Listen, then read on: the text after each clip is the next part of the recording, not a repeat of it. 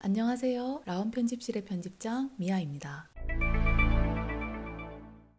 오늘은 7월 셋째 주 한 주간의 호주 주요 이슈 뉴스를 종합해서 전달해 드리려고 합니다. 항상 시청해주시는 모든 분들께 정말 감사드리고요. 시청하시면서 좋아요와 구독 꼭 부탁드릴게요.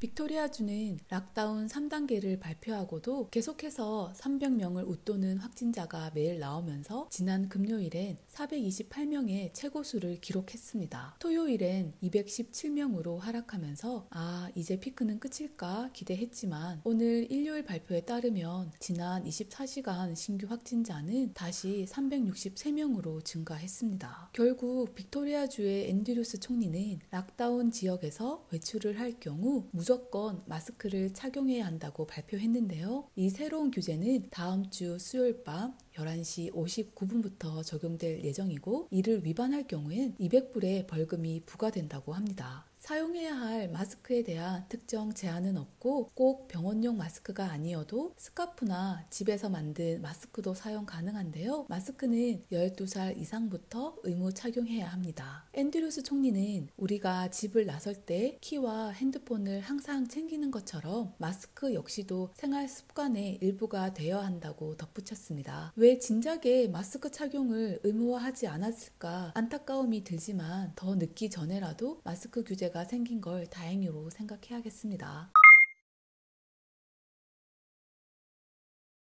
뉴사우스웨일즈주가 빅토리아주에 이어 코로나 재확산 분위기가 심상치 않은 것을 크게 두려워한 주정부는 내일 7월 20일부터 국제 여행객들의 입국을 하루에 350명으로 제한한다고 발표했습니다. 이것은 지난달 빅토리아주가 격리 호텔의 자격 미달 경비원들의 무책임한 행동으로 2차 유행이 시작되었다고 보도되면서 검역 프로그램을 전면 재설정하기 위해 모든 국제 운항을 중지했었는데요. 그런 결정으로 지난 7월 5일에 멜번 공항으로 들어가기로 되어 있었던 해외 여행객 450명이 모두 시드니 공항으로 들어오게 되었고 상대적으로 시드니는 2차 확산의 리스크에 더 놓이게 된 것이 이와 같은 결정을 내린 계기라고 합니다. 입국에 대한 새로운 규제로 인해서 호주인들이 귀국하는 것이 훨씬 더 어려워질 것이고 항공편은 이미 축소되었다고 합니다. 또한 7월 12일에 발표한 것처럼 어제 18일부터는 시드니를 통해 귀국하는 모든 사람들은 호텔 자가격리 비용을 개인 부담하게 되었습니다. 개인은 3,000불, 성인 2명, 어린이 2명 기준의 가족은 5,000불의 호텔 검역비를 내야 합니다. 청구서는 격리기간 마지막에 제출되고 30일 안에 지불해야 한다고 하니까 사실 큰 비용이라서 앞으로 귀국하는 호주인들이나 여행객들에겐 큰 부담이 될 수 있는 금액입니다. 하지만 뉴사우스웨일즈 총리는 현재 시드니는 호주로 들어오기 위한 대문의 역할을 하고 있기 때문에 자신들의 호텔 검역 능력을 초과하지 않아야 철저히 대비할 수 있다며 어쩔 수 없는 결정이라고 말하고 있습니다. 호주에 코로나가 발병하기 시작하면서 이미 충분히 오랫동안 해외에 있는 자국민들에게 돌아올 시간을 주었고 현재까지 3만 5천 명 이상의 사람들이 시드니에서 호텔 검역을 진행했는데 이를 위해서 뉴사우스웨일즈의 주정부는 6,500만 달러의 엄청난 금액을 사용했다고 합니다. 주 총리는 앞으로 호텔 검역을 위해 들어갔던 비용과 노력을 시드니 지역 감염을 막기 위해 더 집중해서 사용할 것이라 했습니다.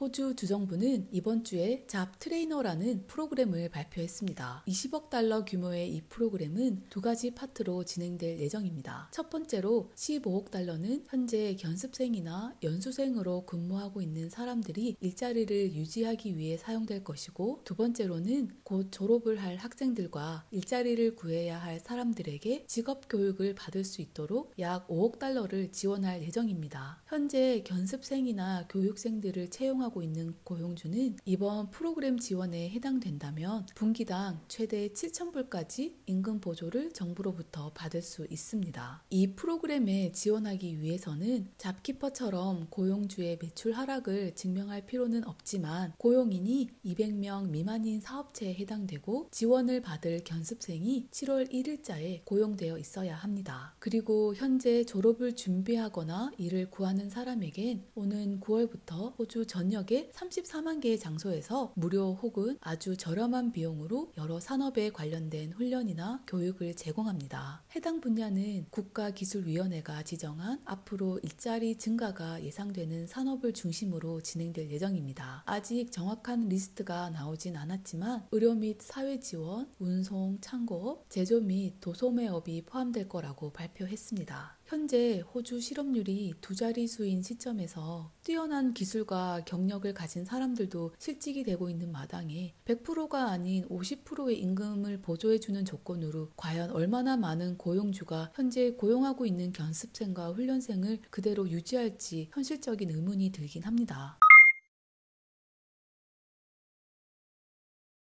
호주 연방정부 모리슨 총리는 9월 말에 종료될 예정이었던 잡키퍼 프로그램이 연장될 것이라고 이번 주에 확정 발표했습니다. 이런 결정은 빅토리아주의 2차 유행이 시작되면서 다시 락다운을 실행한 것에 기반한 것인데요. 빅토리아주는 호주 전체 경제 규모의 4분의 1을 차지하고 멜버른이 봉쇄됨에 따라 호주 경제가 주당 10억 달러 정도의 손실을 입고 있다고 합니다. 그렇기 때문에 빅토리아주의 위기가 국가 경제를 위협하고 있는 상황이고 추가적인 지원 조치가 필요하다는 결정을 내린 것입니다. 아직 구체적인 지원 발표를 하진 않았지만 잡키퍼뿐만 아니라 잡시커를 포함한 소득 지원의 다른 단계가 있을 것이라고 했습니다. 기존 프로그램이 끝난 후에 진행될 추가 지원은 코로나 사태와 셧다운으로 인해 보다 더 많은 피해를 입은 지역과 산업 분야에 지원되어야 한다며 지원이 정말 필요한 업체를 선별할 계획이라면서 국가 봉쇄로 인해 엄청난 피해를 입은 관광업종과 락다운 봉쇄가 다시 내려진 멜번 지역은 분명히 추가 도움이 필요할 것이라고 덧붙였는데요. 구체적인 내용은 다음 주 7월 23일에 현재 호주 경제 및 재정 업데이트와 함께 발표될 예정입니다. 지원이 필요한 분들께 꼭 기회가 제공되길 진심으로 바랍니다.